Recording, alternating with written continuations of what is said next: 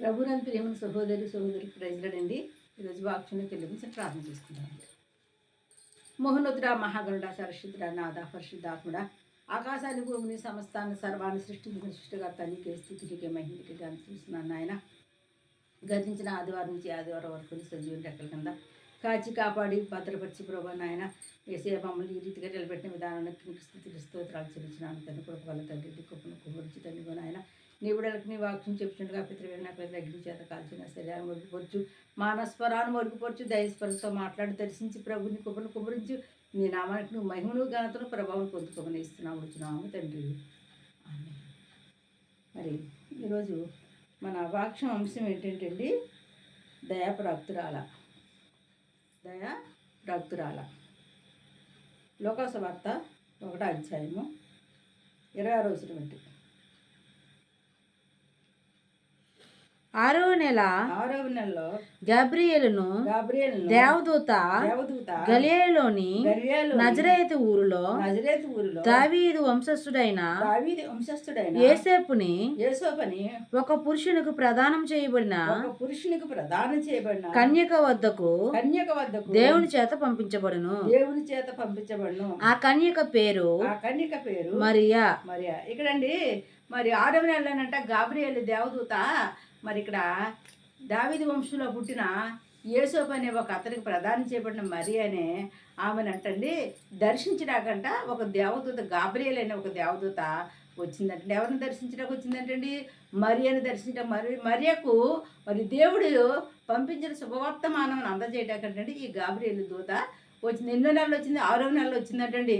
6వ నెలలో వచ్చి మరి ఆమె ఎవరు ఆల్రెడీ ఆమె ఏమేమి ఉందంటే ఒక యోసేపు అనే ఒక పురుషుడికి ఆమె ప్రదానం చేయబడిందంట. ప్రదానం చేయబడిన ఒక స్త్రీ దగ్గరికి ఒక గాబ్రియేలు దేవదూత వచ్చి మరి ఏ రీతిగా మాట్లాడుతుంది ఇక్కడ చదువుదామండి. 28 అండి. ఆ దూత లోపలికి వచ్చి ఆమెను చూచి దయాపాత్రురాల నీకు శుభము, ప్రభువు నీకు తోడై ఉన్నాడని చెప్పును. ఆమె ఆ మాటకు బహుగా తొందరపడి ఈ శుభవచనము ఏమిటో అని ఆలోచించుకొనుచుండగా దూత మరియా భయపడకుము, దేవుని వలన నీవు కృప పొందితివి. ఇక్కడ చూద్దామండి. ఆ దూత అంట మరియ దగ్గర ఇక్కడ మనకి 4 పాయింట్లు కనబడుతున్నాయండి. ఆ దేవదూత సరాసరి ఆ మరియ దగ్గరికి వచ్చి ఏమంటుందండి, దయాప్రాప్తురాలా. ఏముందండి? దయాప్రాగ అంటే నీవు దేవుని వల్ల ఏం పొందుకున్నావు చెప్పండి? దయ పొందుకున్నావు. ఈ లోకంలో ఎంతోమంది కన్యకలు యేసుప్రభు తన గర్భంలో పుడతారు అనేసి ఏంటండి ఎంతోమంది చూస్తున్నారంట. కానీ అయినప్పటికీ కూడా మరి దేవుడు అటండి ఈ యొక్క కుమార్తె అయిన మరియా పట్ల దేవుడు అంటే కృప చూపించాడు. మరియ పట్ల దేవుడు కృప చూపించి దయ చూపించడానికి కారణం ఏంటంటే మరి ఏంటండి బాల్యదినం నుంచి దేవుని భయభక్తులు కలిగి యెహోవాను సేవిస్తూ దేవునిని మరి ఆరాధిస్తూ దేవుని స్తుతిస్తూ దేవుని మందిరంకి వెళ్తూ దేవుని యొక్క బాటలో నడుస్తూ చెడుతనమని విసర్జించి మరి దేవుని భయభక్తులు కలిగిన స్త్రీగా మరి ఒక ఇక్కడ ఈమె కనబడుతుందండి. ఈమె మంచి గుణలక్షణాలు కలిగిన స్త్రీగా ఈ యొక్క మరియ కనబడుతుంది కనుక మరి మరియ పట్ల ఏం కలిగిందంటే దేవునికి దయ కలిగిందంట. అందుకే దేవదూత అంటే దయాప్రాప్తురాలా, నువ్వు దేవుని వల్ల దయ పొందుకున్నావు కనుక దేవుడు నీకు ఒక శుభవచనాన్ని చెప్పమనిసి నన్ను పంపించాడనేసి మాట్లాడిందంటండి. ఇక్కడ ఒకటి దయాప్రాప్తురాలా నీకు శుభము అండి. తర్వాత 2 నీకు శుభము, 3 ఏమన్నా ప్రభువు నీకు తోడై ఉన్నాడు. 3వదిగా ఉంటుందండి ఒకటి దయాప్రాప్తురాలు, తర్వాత శుభము, 3వది కట్టండి ప్రభు అంటండి తోడుగా ఉన్నాడంటే. ఎవరు తోడుకున్నాడండి?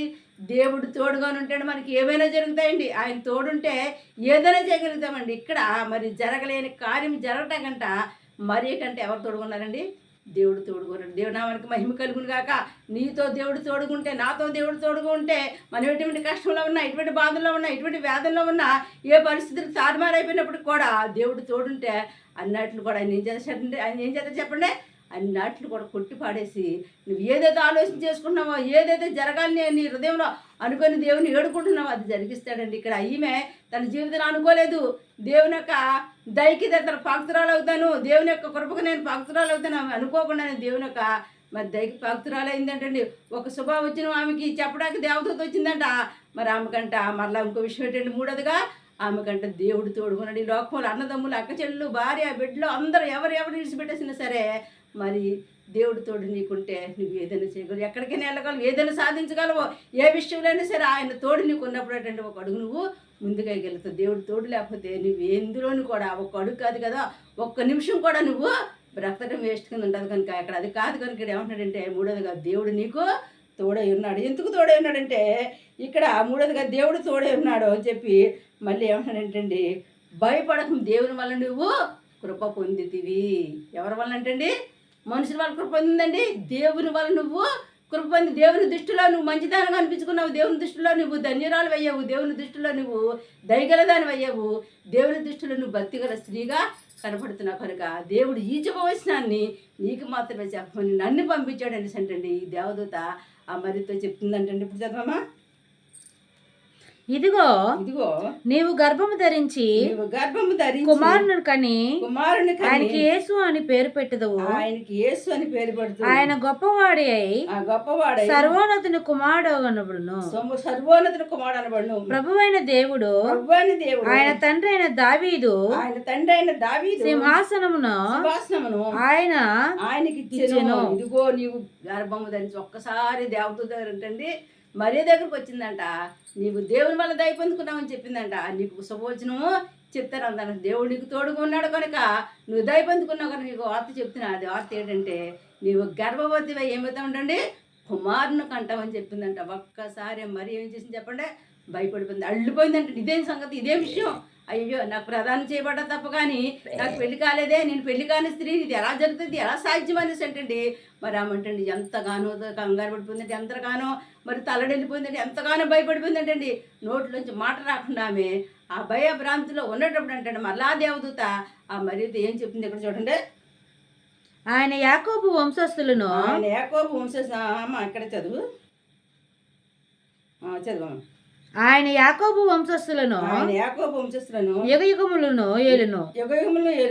ఆయన రాజ్యము అంతము లేనిదై ఉండవలనని ఆమెతో చెప్పెను.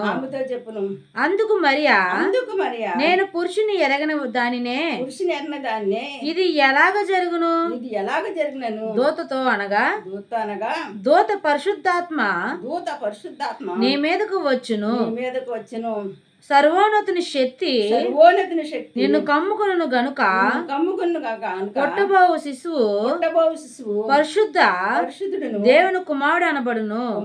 ఏమంటున్నాడండి, నువ్వు అమ్మ మామూలుగా గర్భపోతావమ్మా, పరిశుద్ధాత్మ ద్వారా నువ్వు గర్భవతి అవుతావు. సర్వోన్నతుని శక్తి నిన్ను కమ్ముకుంటుంది. ఆ దేవుని యొక్క శక్తి, ఆ పరిశుద్ధాత్మ శక్తి నిన్ను కమ్ముకున్నప్పుడు నీ గర్భంన ఒక శిశువు పుట్టదాడమ్మా. నువ్వేంత మాత్రము భయపడిన అసలు ఇది ఎలా సాధ్యమో, అయ్యో నేను పురుషుని ఎరగని దాని కదా, నాకు ప్రదానం చేయబడ్డది కదా నువ్వు అనుకున్నామో, ఇది మనుషుల వల్ల జరిగేది కాదమ్మా, దేవుని వల్ల జరిగేది, ఇది దేవుని యొక్క కార్యము. ఈ యొక్క మరి నీ కడుపున పుట్టిన యేసు అని పేరు పెట్టబడిన యేసు అనేక మందిని రక్షించడం కోసం లోకములో మరి పాపంతోని శాపంతోని కొట్టుమిట్టాడిపోతున్న వారిని రక్షించడం కోసం రక్షకుడమ్మా నీ కడుపులో ఏం చేస్తాడమ్మా, వదిస్తాడమ్మా, నీ కడుపులో ఏం చేస్తాడో పుడతాడమ్మా అనేసి అంటండి. ఎవరు చెప్తున్నారంటే ఇక్కడ దేవదూత మరియ కంటండి వివరించి చెప్తుందంట. ఎప్పుడైతే మరియా ఈ యొక్క దేవదూత మాట్లాడినదో వెంటనే ఇక్కడ ఆమె ఏం చెప్తుందో చూడండి. మరియా నీ బంధువురాలు ఎలిజబెత్ కూడా తన వృద్ధాప్యమునందు కుమారుడు గర్భం ధరించి ఉన్నది. కుమారుని గర్భం ధరించి ఉన్నది. గొడ్రాలు అనబడిన ఆమెకి ఇది ఆరో మాసము. దేవుడు చెప్పిన ఏ మాట అయినను నిర్ధారకు కానారదని ఆమెతో చెప్పిన.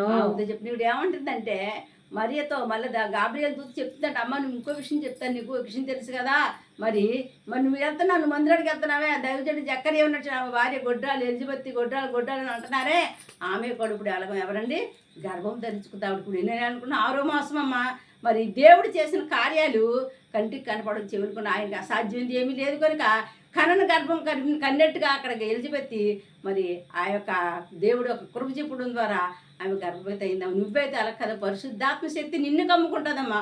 సర్వోన్నతిని శక్తి వల్ల, సర్వోన్నతిని కృప వల్ల నువ్వు దయాప్రాక్తులు అవటానికి దేవుని కృప నిన్ను కమ్ముకోగానే నీ కడుపులో శిశువు తయారవుతాడమ్మా అని చెప్పిందంట. అప్పుడు వెంటనే మరి ఏంటంటే ఎట్టి పరిస్థితుల్లో భయపడలేదంట.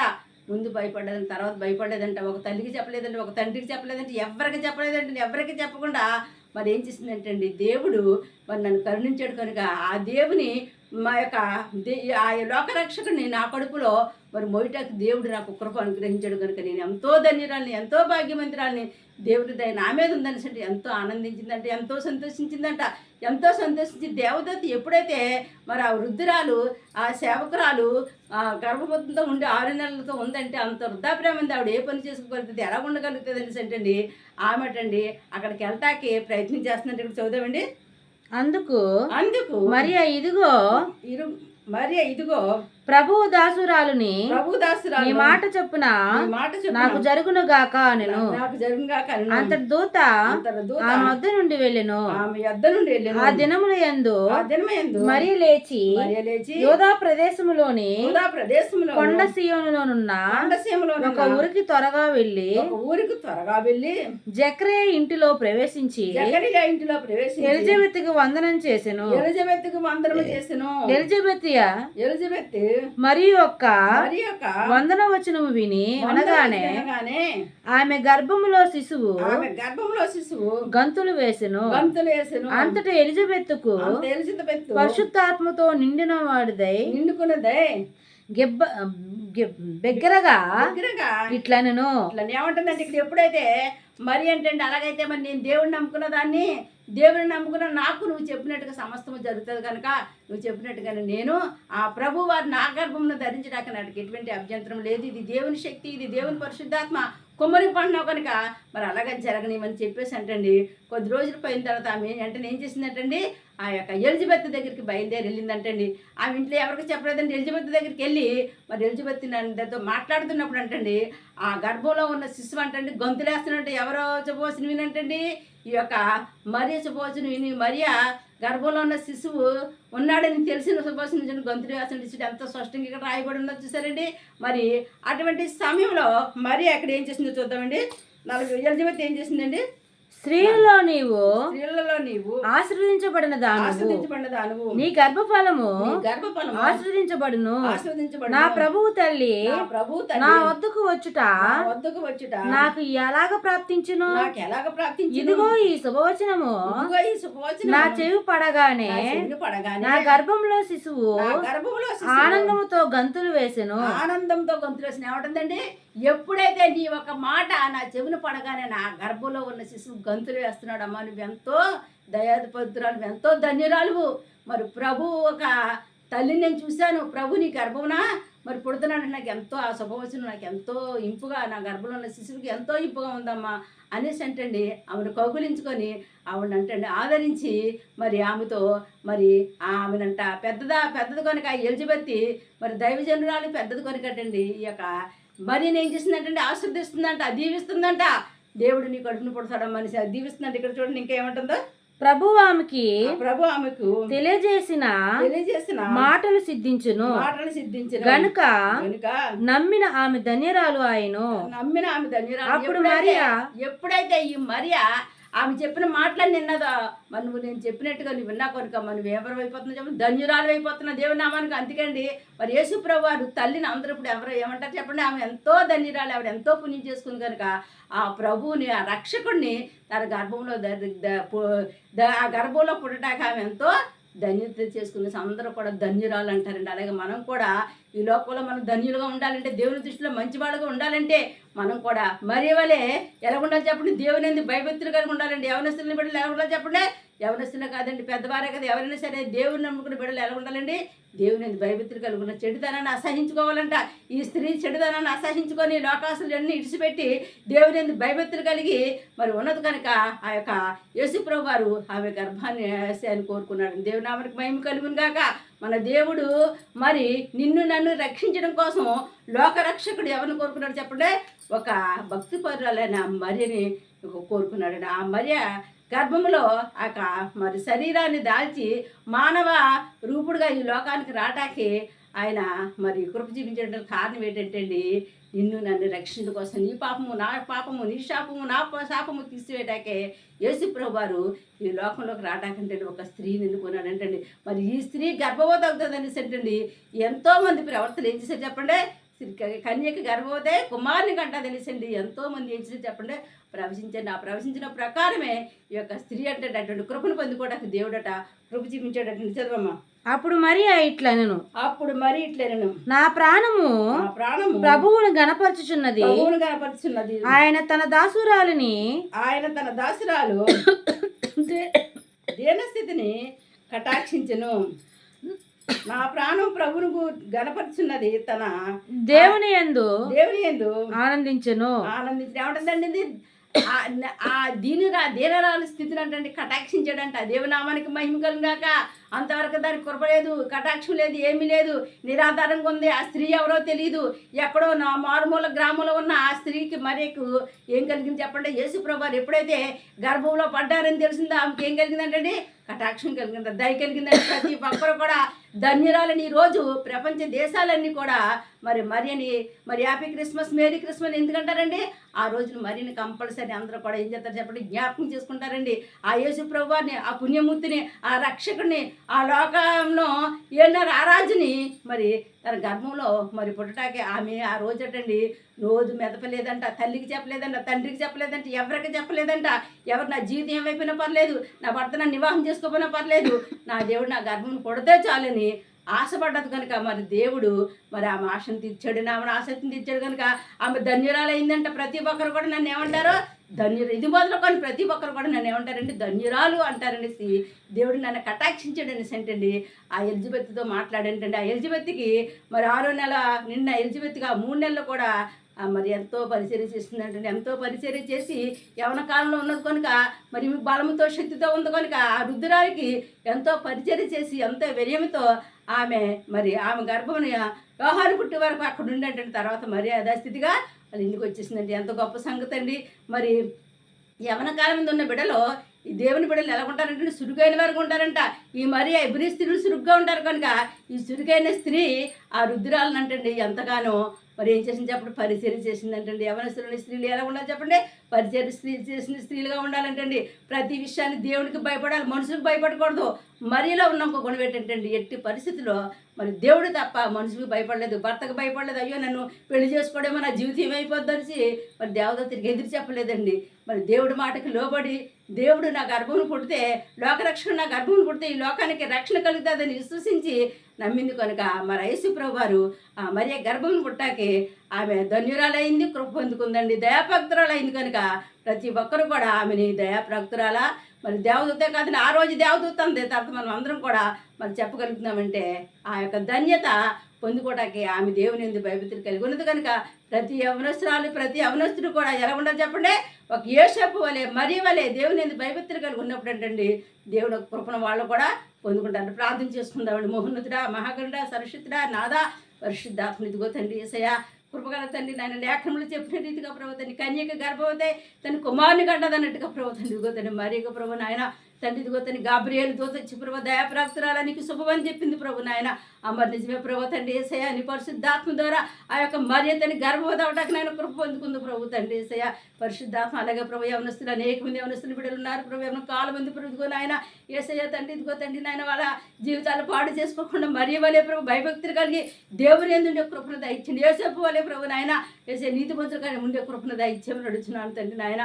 యేసే కృప చూపించండి, కన్ను చూపించండి తండ్రి. ఈ క్రిస్మస్ దినాల్లో ప్రభు నాయన పరిశుద్ధాత్మ ప్రతి కుటుంబాన్ని కూడా ఆస్వాదించండి, దీవించమని అడుగుతుంది, కుమ్మను కుమ్మరించమని అడుగుతున్నాడు తండ్రి నాయన. రక్షక అదే ఎవరికైతే రక్షణ లేదు, రక్షణ నిలబెట్టి రక్షణ దయచేయండి అయ్యా.